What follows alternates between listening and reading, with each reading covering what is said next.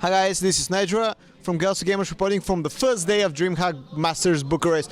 Sitting here with the ladies man Lothar. Lothar, how are you doing today, man? Thanks, man. I'm doing good. I'm preparing myself for tomorrow, so just sitting watching games here, and I will be casting the next matches. So looking forward to it. Yeah. You watched a lot of games today, right? So how is the tournament going just from looking at the qualifier games? Do you see somebody that can potentially upset the invites? Well, for now, almost every single player that wanted to, other guys were talking that they will advance, they advanced. So the only dropout is I think the MTG Pro, Sivka, right? Sivka, yeah. Yeah, and other players are advancing, the notable ones. But I'm not sure about any upsets. I think there are many unknown names that can make themselves known more, but it depends how it pans out in the future. It's really hard to predict it right now, especially in a best of 3 format with no bans. It can go either way, so we'll see.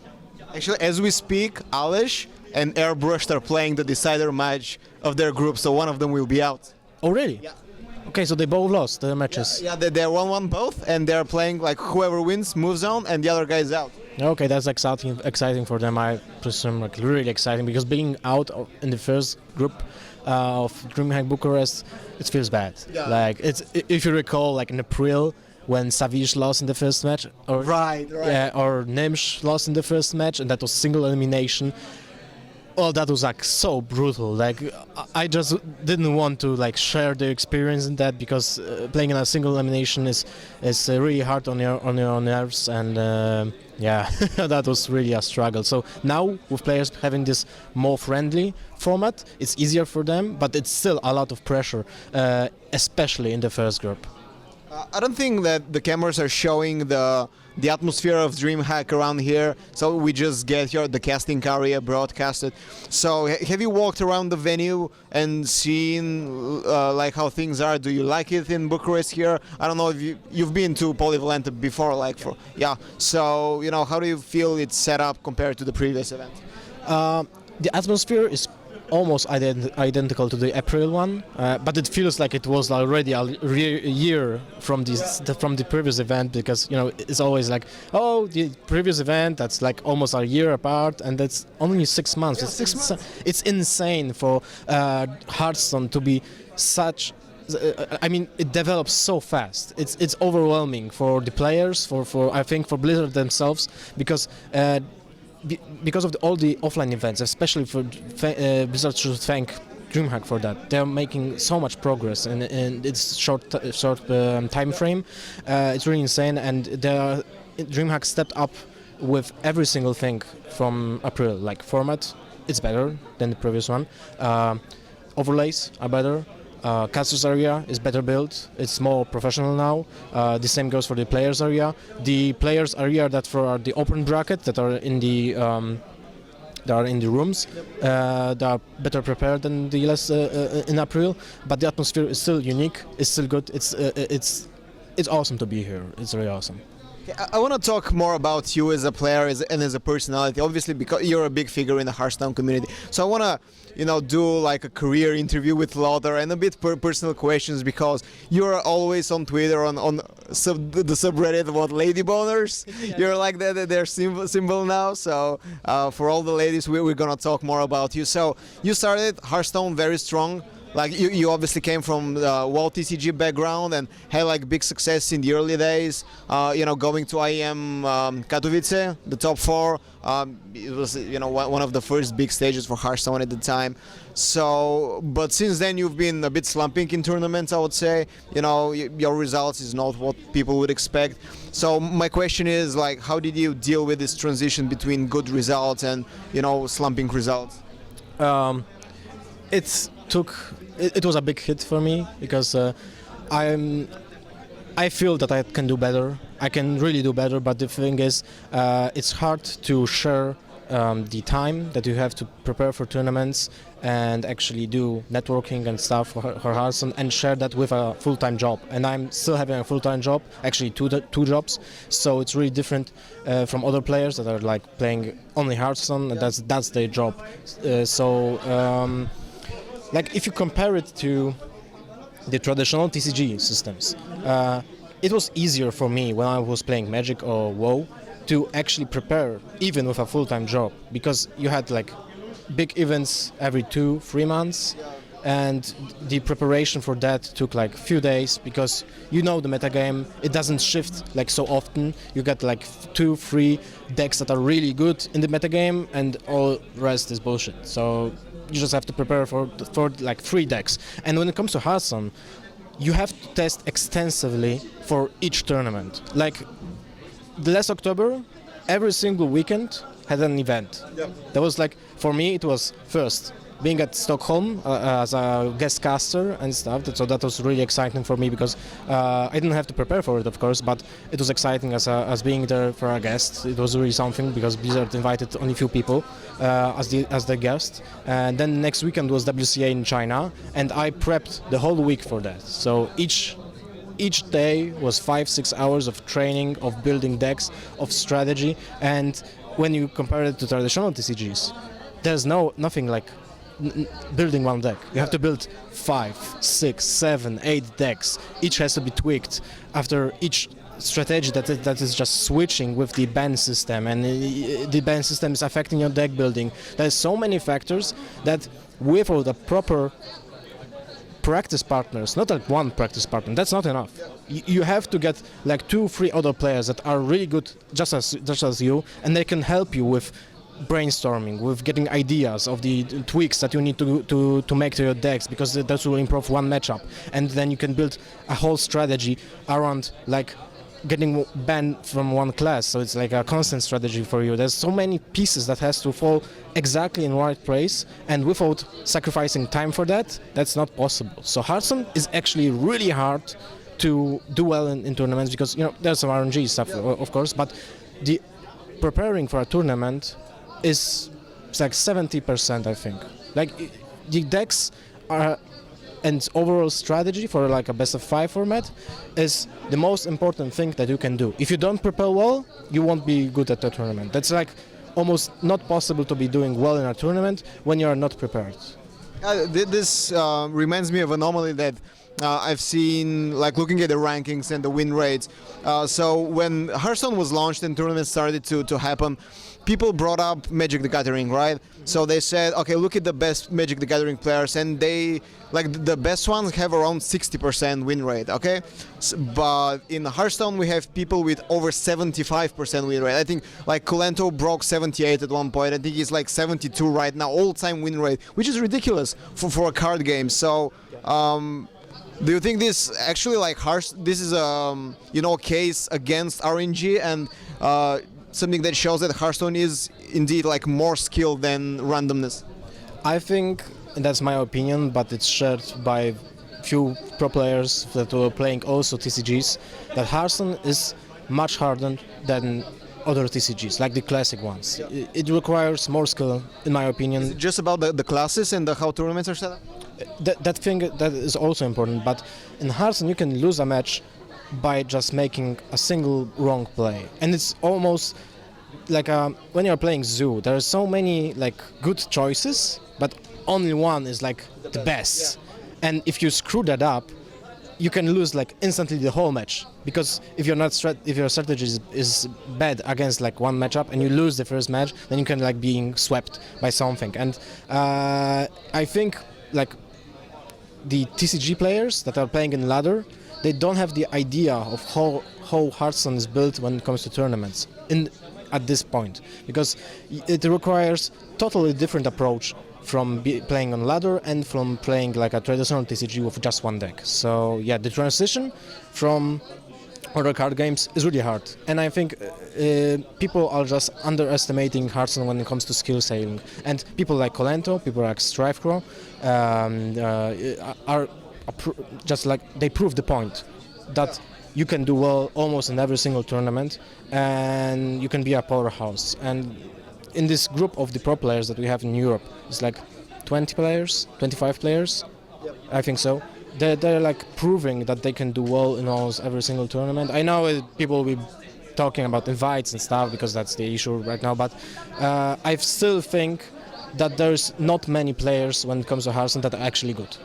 Really, that's that's the whole point of getting better in Hearthstone is just improving the few percentages that you know how you have to deal with those, and that's like a proper mindset, the trading, the tempo shift. That's all so important. And I based on myself, I knew the bad things that I did in the past in the tournaments. So I analyzed my playstyle, and I have to switch because I was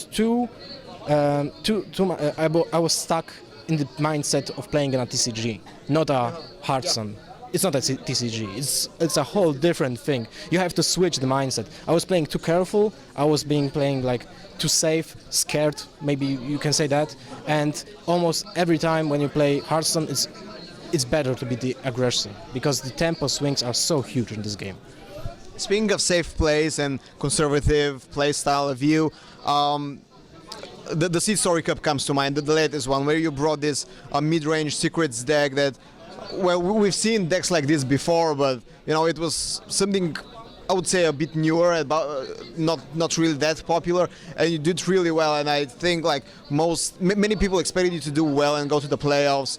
And I personally felt that this could be like your new breakout event, like for Seed Story Cup. Obviously, you lost in the round of 16 because you had to play Toide. Yeah, and you practiced together. So would you say yourself that this was going to be your breakout event if you didn't meet Toide? I was really looking forward to this event. I felt like that was the first event, apart from WCA, that I was really preparing. I sacrificed my whole free time, apart from having a job. I sacrificed my family time. I'm married right now, and my wife is really understandable, and she knows that I have to practice. So she sacrificed our time to actually me play cards, and I was really well prepared for the Seed Story Cup, so I was feeling confident. My going out of the groups with a 6-1 result was really like pumping me up. Yep. And after knowing that I will have to play Toide, I felt like a sting because we prepared both. We sacrificed very much time to this tournament and playing against each other with exact same decks. It was like a coin flip. So that felt really bad. We just wanted to get like different groups. We can meet like in top 8. It would be awesome. But in the same group, it felt really bad. And I know the thing I made a mistake, but letting that to my head, because after I lost the Toide, I was beat up. And playing against Show, I made a few misplays that took the game to a worse end to me. And I have to prepare like more for the tournaments, and people have to know that you have to prepare for the Hearthstone tournaments. There is much skill involved, and when it comes to LAN events where you're streamed, pressure is enormous, and people that have no experience when it comes to public appearances or playing on streams or just streaming and stuff, they don't know how it is to be streamed by being watched by 80,000 people and being casted by 3 pro players that are judging every single move. People have to know that skill setting in Hearthstone is really high. I think so. You mentioned a lot of times on stream, and to me personally, that you want to quit your real job and take Hearthstone as a career. First of all, what do you do for a living, outside Hearthstone? I have 2 jobs, as I mentioned. My main job, which takes 170 hours monthly, is being a car fleet manager at a printing company. It's pretty boring, but something has to pay. Bills, yeah, something has to pay the bills. But still, living in Poland, I bet how the situation in Eastern Europe is. That is not sustainable, and I'm also selling used electric guitars over internet. So that's my second thing.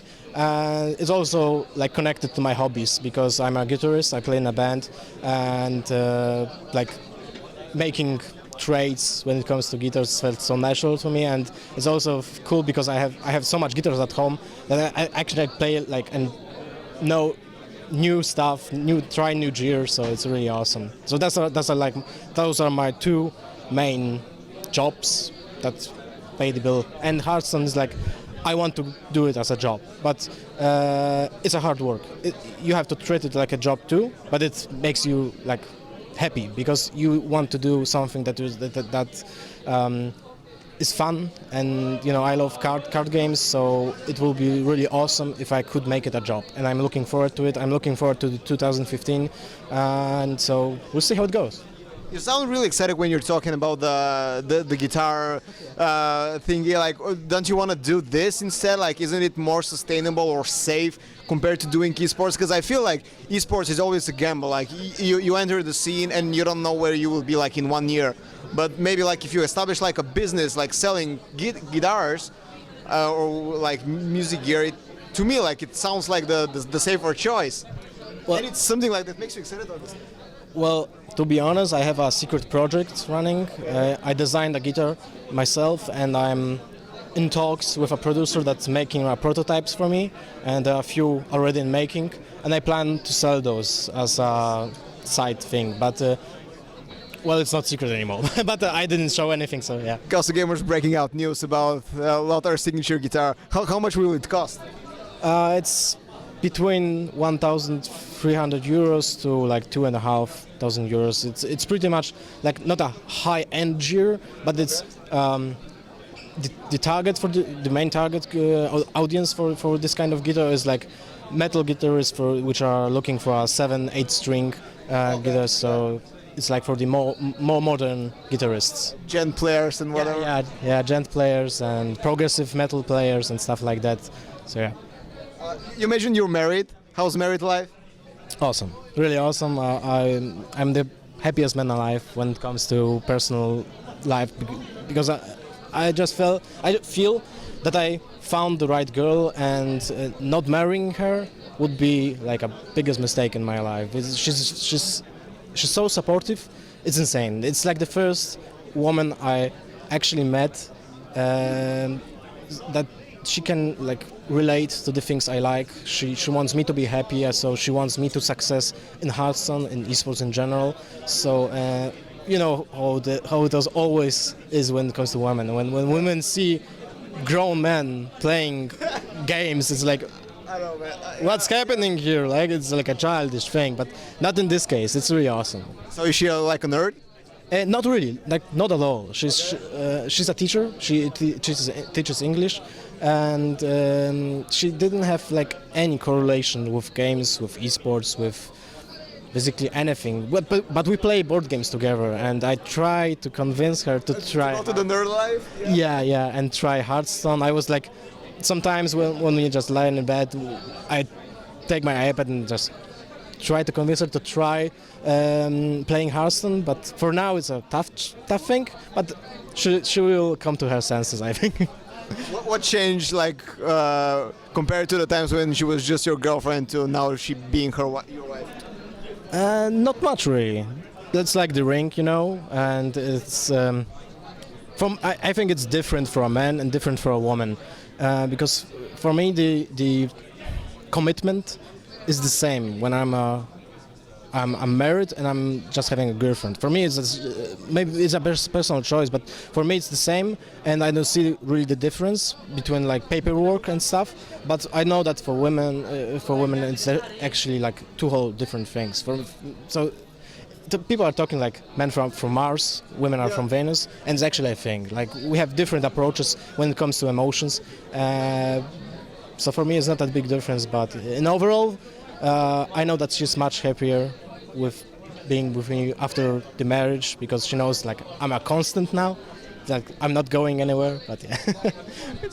Little Lothars coming soon? What? Little Lothars coming soon? Oh, well, I hope so. I'm 29 years old, so It's about time. yeah, it's about time. So I have to get to work, I think. I just like BlizzCon 2030 champions incoming. That could be actually super funny, but the other funny thing is like we're in the generation that we actually were raised playing on Ataris, Amigas, and Commodore. Like my first computer was a Commodore 4 Plus, like the first Commodore ever, and games were like accompanying me the whole life. Like from 6-7 years old, I was playing everything: board games, computer games, like the video games in how do you say that? Like the standing machines, arcades. arcades and stuff, and then card games. It's like games are my life, and it will be. I'm looking forward to raising a child with a different like thinking. Like my parents are not into games at all, and I think my child will be really happy to see that his father is actually playing games. He was maybe Cool dad. yeah, maybe I'm looking forward to this because it's like it will make me happy to like get this experience to my child. Obviously, car games are not the only big thing in your life. Like in terms of hobby, you also play in a band, as you said.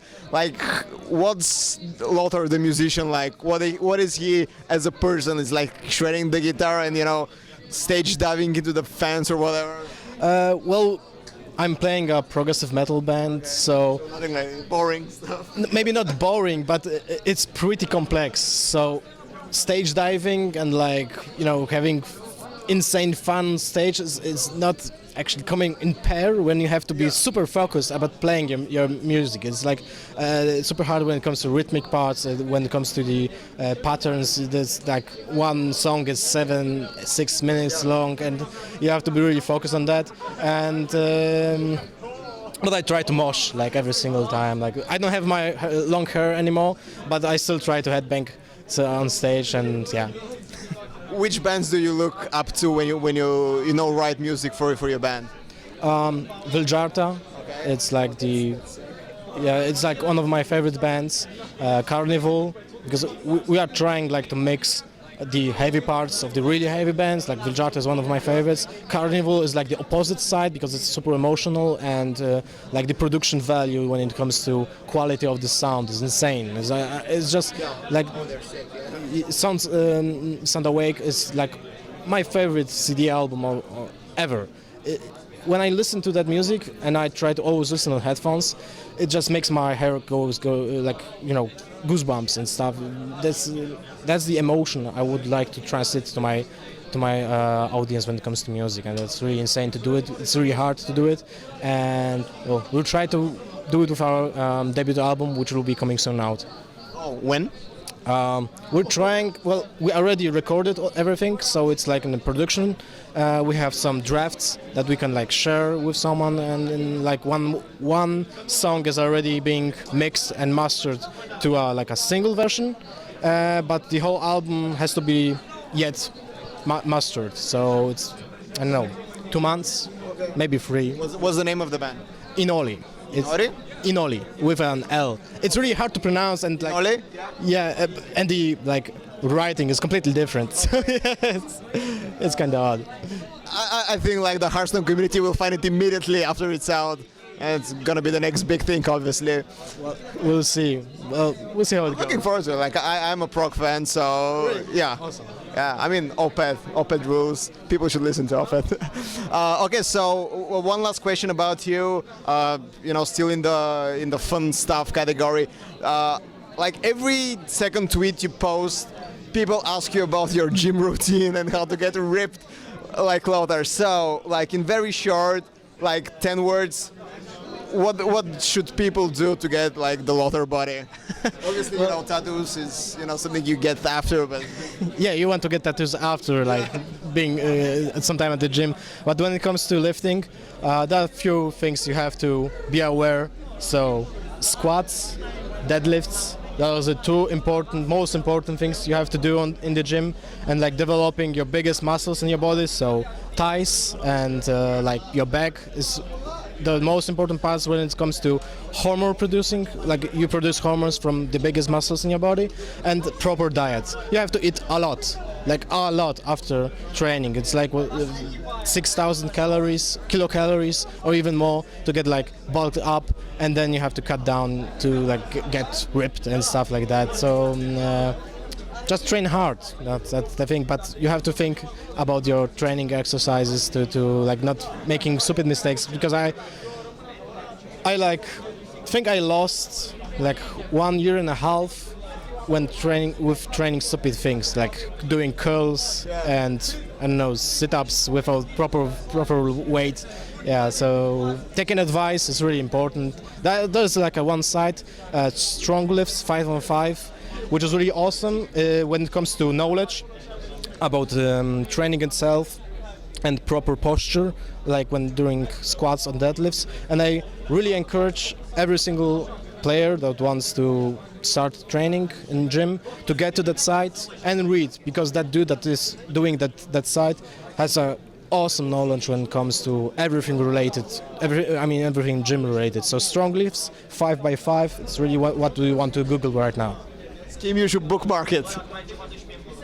Yeah, my cameraman is semi-happy with this. Okay, man, thank you for the really good interview. I'll just leave like an open mic for you for something you want to say. Like, I don't know, like shoutouts are usually boring, but something like, something personal that we maybe missed, or, you know, I love you to your wife or whatever, just like an empty mic to you.